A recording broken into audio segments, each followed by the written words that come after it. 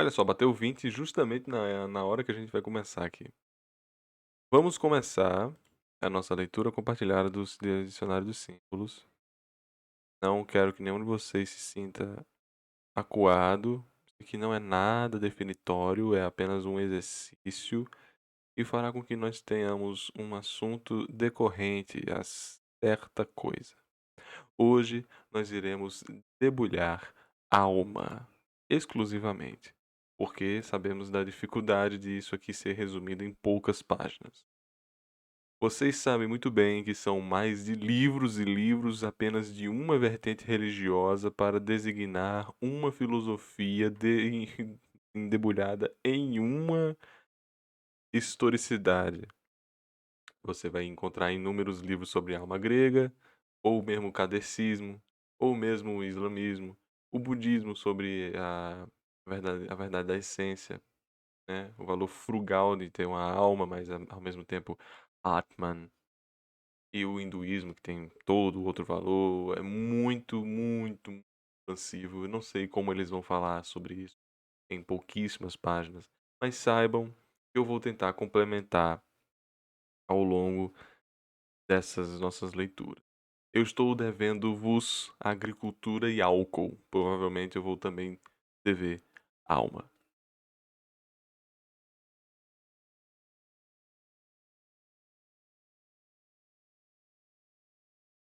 Vamos lá, o assassino deve ser pica nesse dicionário. Deve ser, deve ser. Vamos à leitura, tá bem? Peço perdão se pareceu um pouco preocupado, porque poucas pessoas estavam nos vendo, mas é só aquela coisa de caramba, estamos sendo estamos sendo escamado aqui pela Twitch. É uma coisa preocupante, a Twitch está dando muito pouco dinheiro, a gente vai ter que rever muitas das nossas ações. Por exemplo, passar propaganda, né? Vocês já perceberam que a gente não passa tanta propaganda. É por puro desleixo, a gente não gostava de fazer isso. Agora vai ter que começar a passar propaganda, vai ter que começar a ficar pedindo inscrições, pedir toda hora para vocês atualizarem a compra. Compra não, né? Na Live Pix, enfim. Por enquanto vamos ficar aqui só na nossa leitura, né? São em torno de três páginas. No caso seriam 5 páginas normais. Página dupla. Vamos a ela. E se você não for inscrito, por favor, se inscreva. Alma. A palavra alma evoca um poder invisível, ser distinto.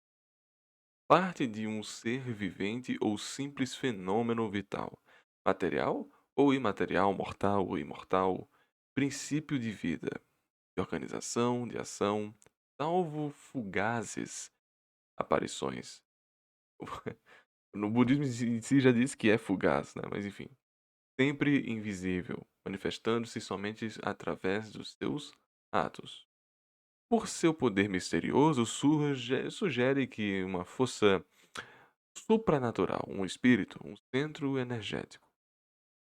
Afirma a existência de uma alma, entretanto, provoca afirmar a existência de uma alma provoca, entretanto, reações opostas. Na opinião da ciência ou da filosofia, esta existência é rejeitada. Impostura de padres, segundo D'Alembert, teoricamente uma tolice. E por Feuerbach, não existe alma na ponta de um escalpelo, calpelo, para uma religião, para um cirúrgico. Ou aceita diferentemente concebida, sem dúvida, porém admitida. Essas duas atitudes determinarão diferenças essenciais na antropologia, na ética e na religião, mas evocadora de invisível poder e provocadora de um saber, de uma crença ou rejeição. A alma possui nessa dupla qualidade, pelo menos a valor de símbolo, tanto pela palavra e gestos que a exprimem, como pelas imagens que a representam. Subtende toda uma cadeia de símbolos. É, toda a cadeia, dá para fazer um livro inteiro. O principal desses símbolos é o sopro, com todos os seus derivados. A própria etimologia da palavra relaciona-se ao sopro e ao ar. Enquanto princípio vital, ânimos, princípio pensante e sede, desejos e da sede mesmo. É sede? Não, é sede, sede. Sede, tô louco. Ânimos, princípio pensante e sede dos desejos e paixões. Corresponde ao grego anemos, ao sânscrito aniti, ambos significando sopro, de valor intelectual e efetivo, e registros masculinos. Ânima, princípio da aspiração e expiração do ar, do registro feminino. As representações simbólicas da alma são tão numerosas quanto as crenças que sobre elas existem. Por breve que seja, uma noção a respeito dessa crença torna-se indispensável ao entretenimento dos símbolos. Entendimento dos símbolos. Entre os egípcios, por exemplo, a ibis sagrada representa o princípio imortal, Arca, da natureza celeste, brilhante e poderosa ao mesmo tempo, e parece como algum, eita, não é algum não, né? Como comum, que parece comum aos homens e aos deuses. A ave com cabeça humana corresponde ao espírito próprio de cada indivíduo. Meu, que pode vagar após a morte pelos lugares antes frequentados do defunto. O Ba, portanto, é o princípio espiritual que pode aparecer independentemente do seu suporte físico, agir sua própria conta, representar de certo modo seu dono, a alma itinerante de um ser vivo, capaz de ação natural, material. Além desses dois princípios, o homem compõe-se ainda de outros elementos, entre os quais a sombra e o nome, este último traduzindo seu ser íntimo. Entre os maias Kikcher, desculpa a xenofobia, quer a tradição, quer a tradição que o morto seja estendido de costas para que sua alma possa sair livremente pela boca, a fim de que Deus a isse em direção ao outro mundo. Assim como a essência divina, o sêmen. Cuidado aí, guys. A alma é representada por uma fita ou por uma corda. Sêmen é representado por uma corda.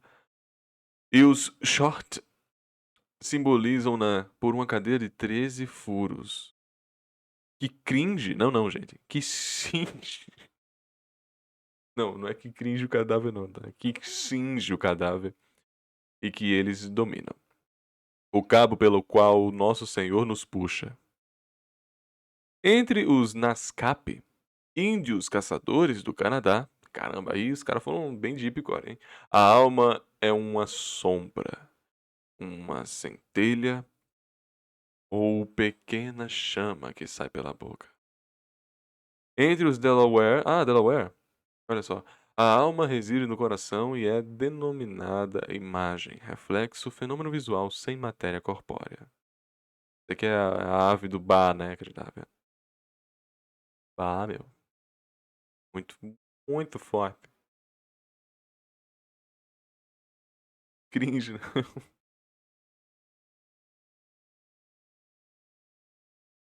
Para os índios da América do Sul, uma mesma palavra pode frequentemente designar a alma, a sombra e a imagem. Ou então, a alma ou o coração, caraibas. Caraiba, Caraíba, Caraíba, Caraíbas. Tá lembrando o BRKC do hein? Beijão.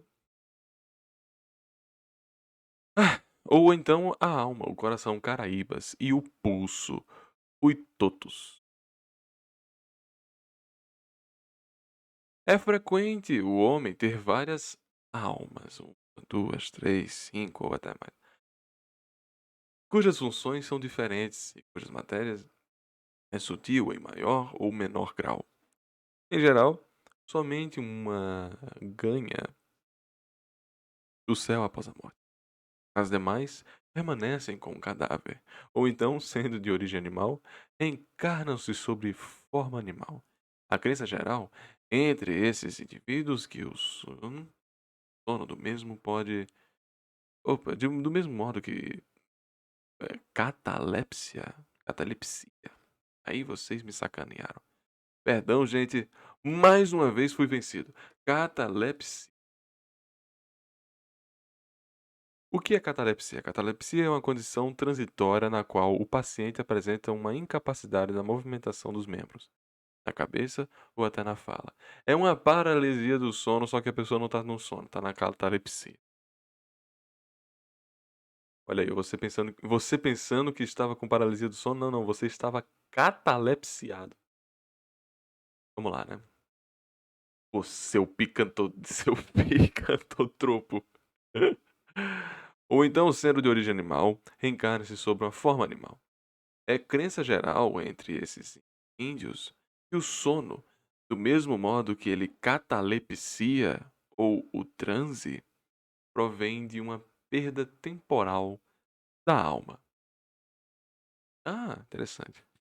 Para os bantos de Kassai, bacia congolesa, a alma separa-se igualmente do corpo durante o sono.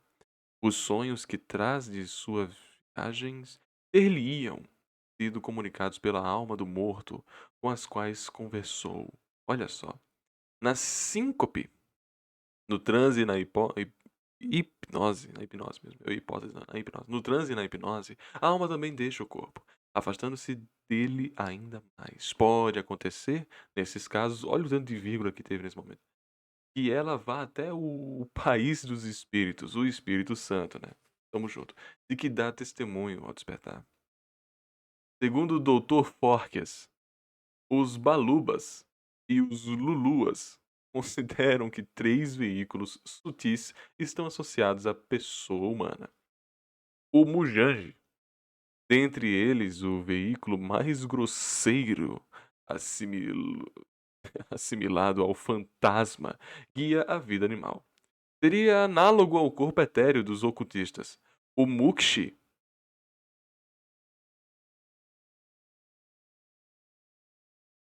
Peraí que isso aqui é importante. Não, não pode. Cuidado, livro, o que é que você tá. Cuidado. Cuidado, que Mukshi é uma parada um pouquinho mais. Vamos lá, né? Desculpa aí, eu já tô com a. Não é em vão, não é em vão. O Mukshi é o duplo, veículo dos sentimentos e da inteligência inferior, análogo ao corpo astral dos ocultistas. E por fim, o Mvid, que veicula a inteligência superior, a intuição. A reencarnação só é possível mediante a reunião desses 3 corpos sutis: Janji, Mukshi e Vidi. O homem é o único a possuir esses 3 princípios, sendo que os animais têm apenas o fantasma, Mujanji, excetuando-se, excetuando-se, exceto, né? Exceto, né? Excetuando, né? Excetuando-se o cão, igualmente possui de um possuidor de um mukshi, de um duplo, o que explica sua importância ritual. O Janji dirige a vida do corpo. Mukshi escapa do envoltório corporal durante o sono e dialoga com os mukshis dos defuntos. Mevir adverte o homem dos perigos ocultos ou daqueles cujos sinais de aproximação escapam à sua percepção.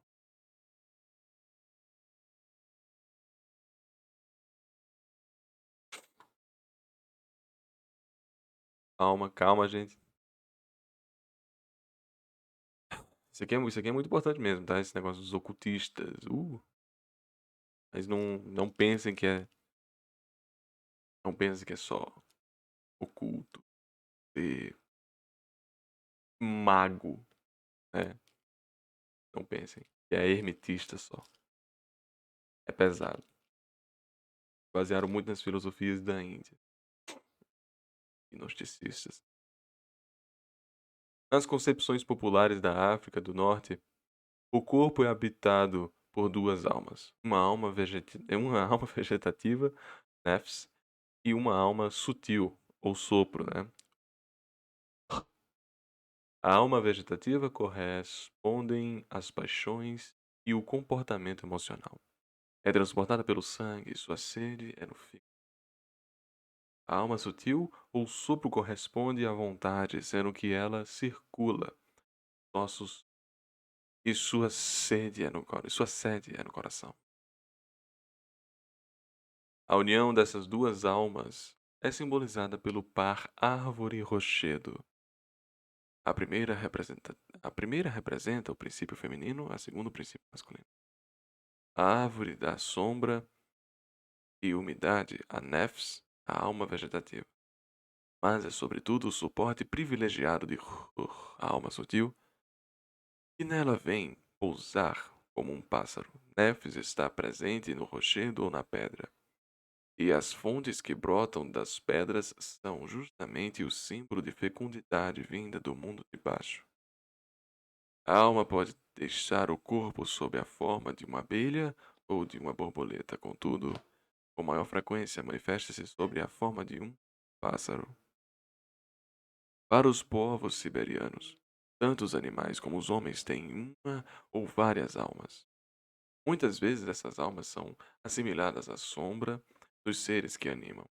Na Sibéria do Norte, entre os Yukagires, disse que um caçador não se pode apoderar do animal caçado, a menos que um dos seus parentes defuntos não se tenha previamente apoderado da sombra do animal em questão. Caramba. Para os esquimós. A gente não deveria mais chamar de esquimós, né? Eu não sei, eu não lembro agora qual é o nome que deveria trazer pra esquimó.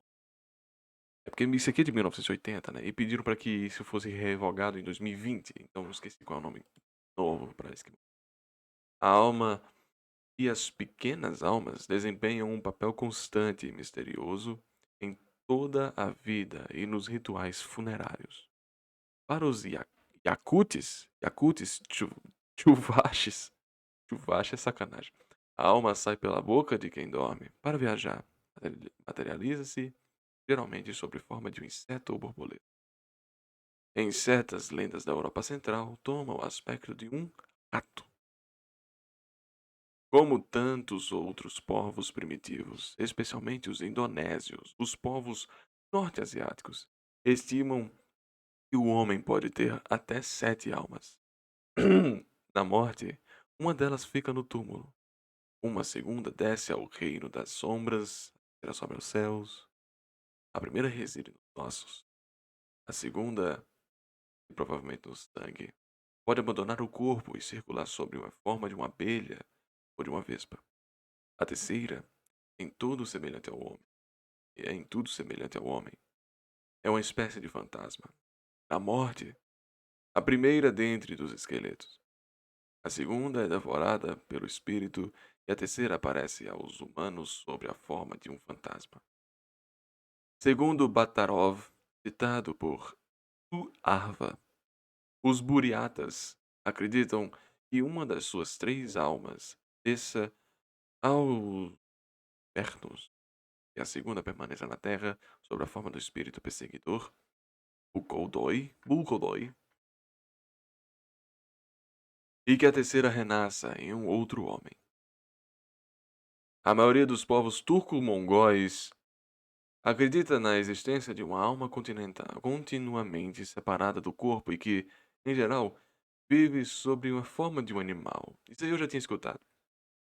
Insetos, pássaro ou peixe. Na epopeia Kirkis e Ertuğrul, perdão pela falta de carinho e zelo pela pronúncia, o herói, graças à sua força e valor prodigiosos, possui, em lugar da alma, uma lima de ferro. Mata-se o homem destruindo o animal ou o objeto materializam sua alma. Ober dos Tártaros, Volga. É uma alma de caráter especial, que nem todos os homens possuem obrigatoriamente. Quando morre seu portador, Ubir continua a viver. Sai à noite, através de um pequeno orifício perto da boca do cadáver para sugar a sangue dos homens adultos. Relaciona-se, portanto, com o mito do vampiro. Destrói seu Ubir, desenterrando o cadáver e fincando no chão com uma estaca enfiada no peito. Ubir e o homem vivo é igualmente nefasto, saindo frequentemente do corpo deste para cometer toda espécie de malfeitoria. Pode-se encontrá-lo sob a forma de uma bola de fogo, porco, e um dos seus, de um gato preto e de um cão. Ubi perde seus poderes quando aquele que o vê racha um forcado de estrumar feito de madeira ou qualquer forquilha de árvore. O elefante, o tigre, o leopardo, o leão, o rinoceronte, o tubarão e inúmeros outros animais, sobretudo entre os que se reputam tonianos. Olha aí, são por vezes considerados como a reencarnação dos reis ou dos chefes de prazer, prazer da múltiplas, prazer dos múltiplos exemplos desse tipo provenientes da Ásia, e Malásia e da África Negra, Daomé e Nigéria. Nigéria tem gente que ganha 200 mil. Na China, a alma é dupla, composta de dois princípios, Kué e Xian. Kué é a alma mais pesada, aquela que os desejos do vivente fazem pesar.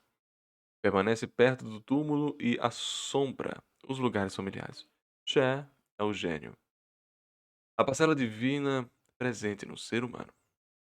No século VI, no século IV, antes de nossa era, esse dualismo popular veio reunir-se ao grande dualismo da cosmogonia oficial, fundada na oposição, fundada na oposição de dois princípios, o Yin, terrestre e feminino, e o Yang, masculino e celeste.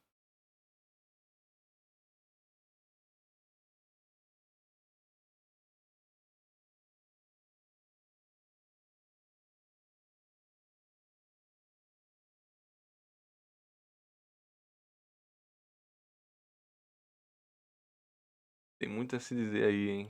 Tem muito a se dizer aí, hein? Não é só o Yin Yang aí, tá meio errado isso aí, viu? Tá meio errado isso aí, viu? Prestar atenção, tem que prestar atenção.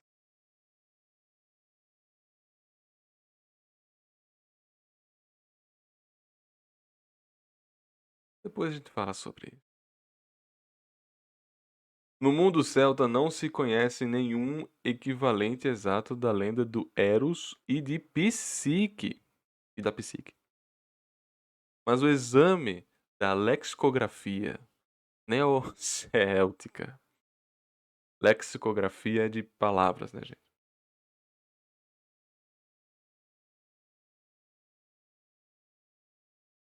Neocéltica, do nome da alma, irlandês, Ainmin, bretão, N-A, não, alma do finados, mostra que os celtas da antiguidade também conheceram, em seu vocábulo, ou em seu vocabulário, e suas concepções religiosas e metafísicas, a distinção entre animus e anima. No sentido representativo da alma, espírito e da alma sopro. Caída em desuso no vocabulário litúrgico a partir do século IV, animus foi substituída por espíritos. O nome pancéltico da alma, anamon, está também em relação etimológica. Precisa com os nomes da harmonia Anavon e da divindade Ana, feminina primordial. Simboliza assim a plenitude das virtualidades, eita, da virtualidades, olha só, simboliza assim a plenitude das virtualidades do homem, enquanto ser espiritual. Os druidas da Gália e da Irlanda ensinavam como uma das suas doutrinas fundamentais a imortalidade da alma. Após a morte, os defuntos vão para o além, e aí continuam levando uma vida semelhante à que levavam nesse mundo. O cara não tem descanso, né, velho? Tem-se um vestígio dessa concepção do além nos Anaon bretões, que, na festa dos mortos, o dia seguinte ao do Todos os Santos, corresponde a Samhain irlandesa, retornam para o caminho que lhes são familiares, ao seu antigo domicílio. Os escritores antigos muitas vezes confundiram essa doutrina da alma com a da mentempsicose. Mentempsicose é budista, hein? Mas são distintas. Olha só. Beleza, então. Beleza. Os deuses, sendo imortais, por definições, não têm necessidade da imortalidade da alma. E os humanos não têm acesso ao outro mundo, a não ser temporária e excepcionalmente, sendo que esses se distinguem do além. E já foi dito que é além, né? Entregar a alma é morrer. Animar. Dar uma alma a é fazer viver. Segundo o pensamento judaico, aí começou, né? Começou a falar do judeu aqui, do judeu, do hebraico, do helenista, aí a gente vai. Aí. Vamos ver, né? Quanto tempo ele vai demorar para deixar de sair desse. A alma está dividida em duas tendências, uma superior celeste e uma inferior terrestre. O pensamento judaico considera também o princípio masculino, nefesh, e o princípio feminino, shaja. Um e outro são chamados e transformam-se a fim de poder tornar-se um único espírito espiritual. Hu, é Hu, na verdade, né? Só Hu. Hu, o sopro, o espírito. Esse último está ligado à imagem divina e cósmica de nuvem densa, nevoeiro. O elemento vital ou terrestre significa a exterioridade.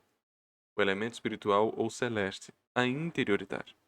O tema da viagem celeste da alma está indicado sob forma de um sol errante, curso solar de nascente ao poente. A alma espírito, enquanto substância luminosa, é comumente representada sob forma de uma chama ou de um pássaro. Entre os gregos, no tempo da Ilíada, a alma psiché, como anima, em latim, significa exatamente sopro,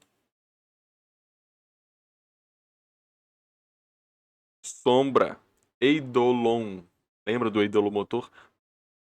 É, a rigor, uma imagem. Por fim, o espírito é designado com a palavra material, prenes. Beijo, Franas. Tamo junto, cara.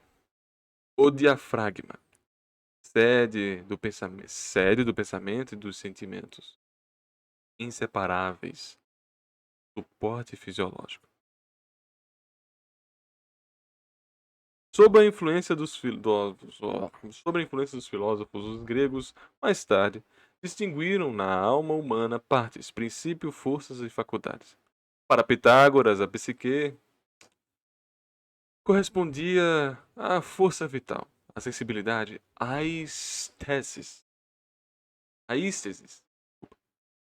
à percepção sensível, nous, à faculdade intelectual. Único princípio especificamente humano. Olha só. Quem tá com nous aqui, hein? Aqui é nous ou não é? Conhece o paralelismo. Paralelismo.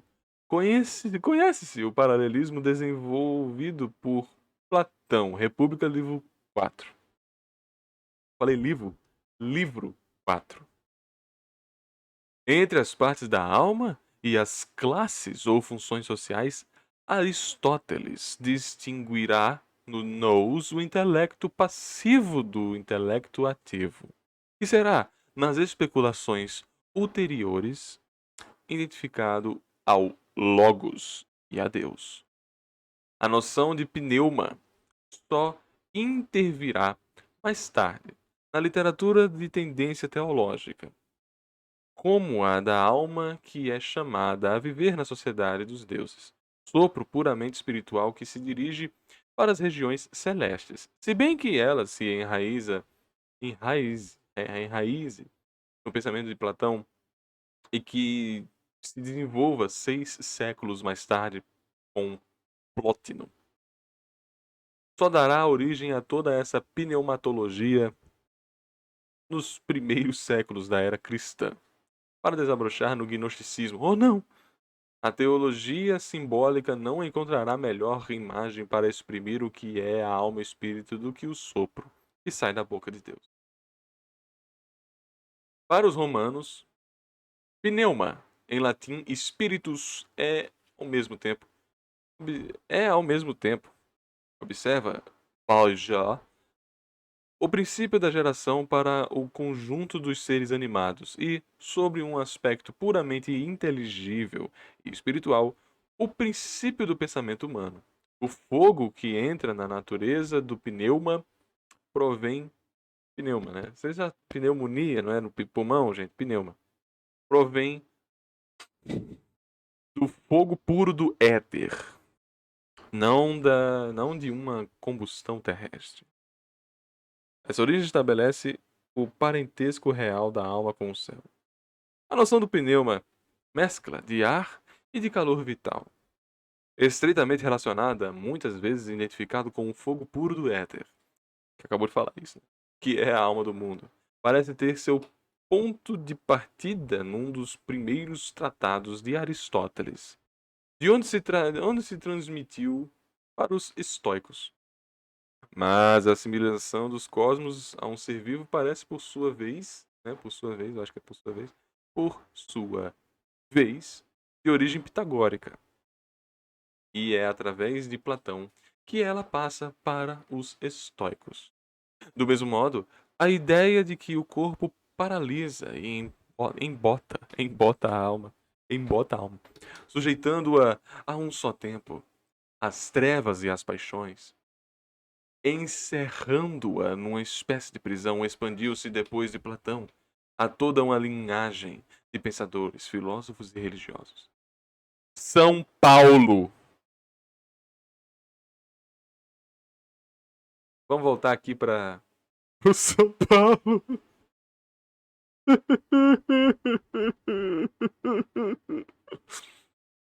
Vamos voltar aqui pro São Paulo. Vamos voltar aqui pro São Paulo. Sem pretender. São Paulo. Sem pretender ensinar uma antropologia completa e coerente. Distingue no homem integral o espírito pneuma, a alma psique e o corpo soma. Se compararmos os textos da primeira epístola aos Tessalonicenses,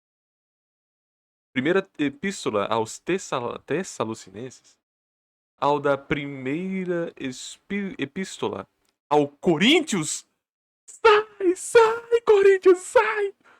Primeira epístola aos Coríntios, verifica-se que a alma psique é o que anima o corpo, ao passo que o espírito pneuma é a parte do ser humano aberta à vida mais elevada, a influência direta do Espírito Santo. É ela que se beneficiará da salvação e da imortalidade. Ela é a santificada pela graça, mas sua influência deve irradicar-se pela psique sobre o corpo e, consequentemente, sobre o homem integral. Tal como deve viver no mundo e tal como será reconstituído após a ressurreição. A tradição escolástica é notoriamente, o pensamento tomista. Beijão. Beijão aí pra quem é São Tomás de Aquino. Distinguirá 3 níveis de alma humana. Eu quero só Agostinho. Agostinho é um dos caras mais shed da igreja aqui. Cadê? Cadê o... Igreja não, né? Desculpa, da filosofia cristã. Cadê? Cadê? Tomino. Ah, Tomino. Calma, gente, calma. Piada.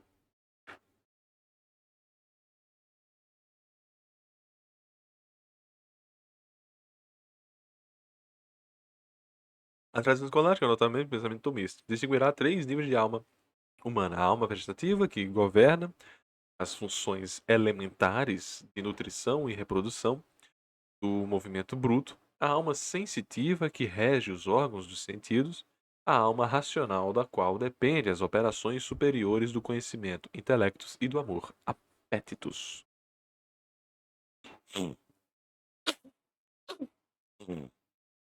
Tupiu o nariz. Não entraremos aqui, de modo algum, nas divisões ulteriores, em forças, faculdades, etc.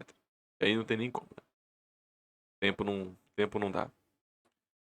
E por essa alma racional que o homem distingue dos outros animais e se diz a imagem de semelhança de Deus. No extremo de sua perfeição, alcança-se o mens, a parte mais elevada da alma, destinada a receber a graça, de tornar-se templo de Deus e gozar diretamente da visão beatífica. Beato, beato, não é, assim, beatífica, né? Na minha cabeça, beato não é só a palavra tipo ter várias religiões, não. É ter várias santificações. É como se a pessoa fosse santificada. Aí é gozar diretamente da visão beatífica, né? Ele tá. É como se ele tivesse a presença de um. Ele tá se canonizando, vamos dizer assim. Opa, Índia? Próxima página, aqui não é Indra. Ah. O sentido místico de alma desenvolveu-se na tradição cristã. O nível espiritual alcançado pelos místicos não está ligado, de modo algum, à psicologia. Sua alma é animada pelo Espírito Santo. A alma apresenta diferentes partes ou níveis de atividade e de energia. Depois de São Paulo, ninguém ganhou três mundiais, ninguém.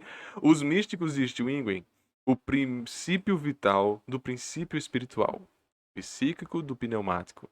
Só o homem é espiritual. Só o homem espiritual é movido pelo Espírito Santo. Fazendo alusões à palavra de Deus. São Paulo comparar a um gládio que penetra até ao ponto de divisão da alma e do espírito. Reconhece-se como necessária a transformação espiritual para revestir o homem novo. Quer se trate de Clemente de Alexandria ou de Orígenes, os padres gregos retomaram as divisões propostas por Plotino. Plotino que veio depois de Platão. No caso, séculos depois, mas ele mencionou já isso. Segundo a qual convém que se retenha três tipos de homens: o sensível, o racional, o intelectual, ou seja, três níveis de hominização. O sensível, o racional e o intelectual. Raciocínio é diferente de intelecto, que é diferente de sensível. Entendam isso. Entendam que isso é perfeitamente normal, tá? Normal. Você ter uma qualidade de raciocínio não implica que você seja inteligível e inteligível. Não quer dizer que você. Igor, pare com isso, por favor. É só em relação que São Paulo vai custar o Nirvana, cara. Tá custando, tá custando, tá custando. O homem sensível é inteligível, gente. Eu falei intelectual, né? O homem é o homem sensível, o homem racional e o homem inteligível. Segundo Guillaume de Saint-Thierry, é o Saint-Thierry. Esses três tipos de homens encontravam-se nos conventos. A estabilidade jamais é rigorosamente adquirida. Daí essas passagens constantes entre os dois últimos estados, racional e espiritual, e o inteligível. A cada estado corresponde uma qualidade do amor, proporcional à medida da união a Deus. De um modo de vista psicoanalítico, tendo Mostrado que a alma é um conceito de múltiplas interpretações, Jung dirá que ela corresponde a um estado psicológico que deve gozar de uma certa independência nos limites da consciência. A alma não coincide com a totalidade das funções psíquicas. Designa uma relação com o inconsciente também, uma personificação dos conteúdos inconscientes. As concepções etnológicas e históricas da alma mostram claramente que ela é, antes de mais nada, um conteúdo relativo ao sujeito, mas também ao mundo dos espíritos, o inconsciente. E por isso que a alma sempre tem em si algo de terreno e sobrenatural. Terrestre, por ser posta em contato com com a imagem maternal da natureza, da terra. Celeste, porque o inconsciente almeja sempre ardentemente a luz da consciência. Desse modo, a anima exerce uma função mediadora entre o ego e o self, sendo que este último constitui o núcleo da psique. A anima, de acordo com Jung, comporta 4 estágios de desenvolvimento. O primeiro simbolizado por Eva, colocando-se no plano instintivo e biológico. O segundo, mais elevado, cuidado aí, viu? Conserva seus elementos sexuais. O terceiro é representado pela Virgem Maria, que é quem o amor alcança totalmente o nível espiritual. O quarto é designado pela sabedoria. Qual o significado desses 4 estágios? Eva terrena, considerada enquanto elemento feminino. Progride, progride em direção a uma espiritualização. E admitimos que tudo que é terreno tem sua correspondência no celeste. A Virgem Maria deve ser considerada como a face terrena de Sofia. E mamãe Sofia, porque você não escolheu? Sabedoria, ciência. Que por sua vez é celeste. Assim, vemos desde logo que a alma individual deve obrigatoriamente percorrer essas 4 etapas. A Eva que existe em nós é chamada a purificar-se num movimento ascensional, ascendente, né? A fim de imitar a Virgem Maria, descobrindo no self a criança de luz, o Puerniaternos. Desculpa, gente. Seu próprio sol. Reteremos ainda uma outra definição dada por Jung. A ânima é o arquétipo do feminino que desempenha um papel muito especial no inconsciente do homem. Se a ânima é o índice feminino do inconsciente do homem, o ânimos, segundo Jung, é o índice masculino do inconsciente da mulher. Ou ainda, a ânima é o componente feminino da psique do homem e o ânimos é o componente masculino do feminino, da psique feminina. A alma, esse arquétipo do feminino, é ativa em maior e em menor grau, conforme as épocas históricas. Na tradição das artes mágicas, o homem pode vender sua alma ao diabo para obter em troca aquilo que deseja nessa terra, sob múltiplas formas. É um pacto de Fausto com Mefistófeles. Mas uma lenda alemã acrescenta que o homem que tiver vendido sua alma já não possui sombra. Será isso um eco das crenças nas 2 almas, no duplo e no antigo egípcio? Não será, mas provavelmente, uma forma de simbolizar de fato de que o homem ter perdido toda a sua existência própria? A sombra seria, nesse caso, o símbolo material da alma assim abandonada, que pertence doravante ao mundo das trevas e que já não pode mais se manifestar sobre o sol. Esse take aqui foi interessante. A sombra seria sua assim abandonada, que pertence doravante ao mundo das trevas e que já não, que não pode manifestar sobre o sol. A ausência de sombra, sinal de que já não há nem luz nem consistência. Concepções tão diversas da alma e das almas, das quais só o enunciado encheria muitos volumes. Pois é. Traduzem-se melhor nas obras de arte, nas lendas, nas imagens tradicionais, que são outros tantos símbolos das realidades invisíveis atuantes do homem.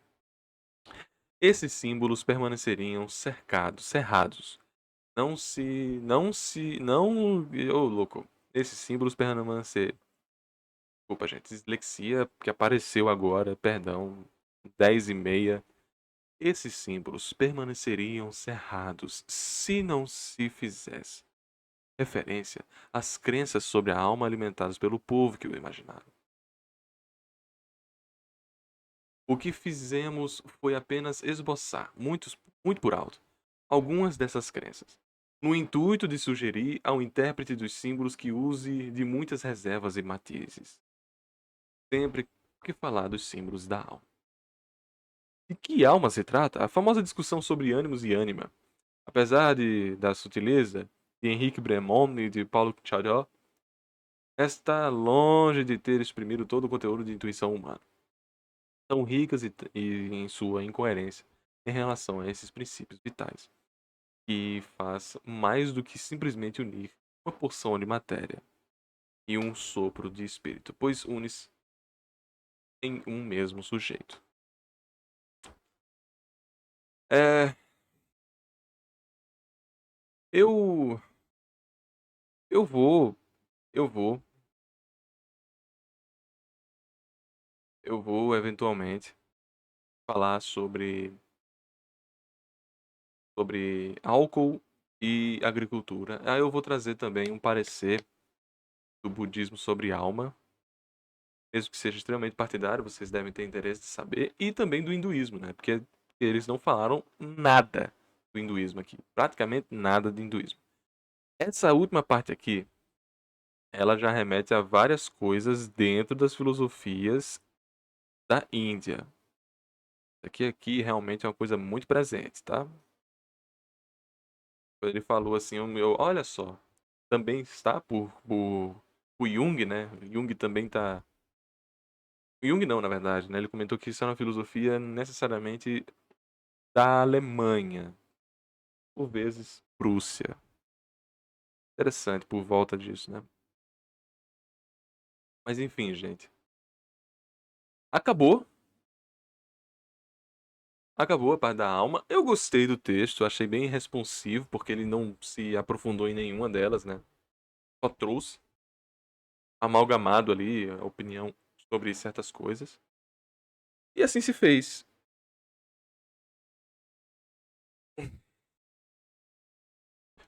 Enfatizou bastante a questão de que na morte algo nosso se vai e algo fica. Gostei na crença judaica, a exterioridade celeste se encontra dentro de um ser. A sombra atestar sua presença. Foi interessante mesmo. Eu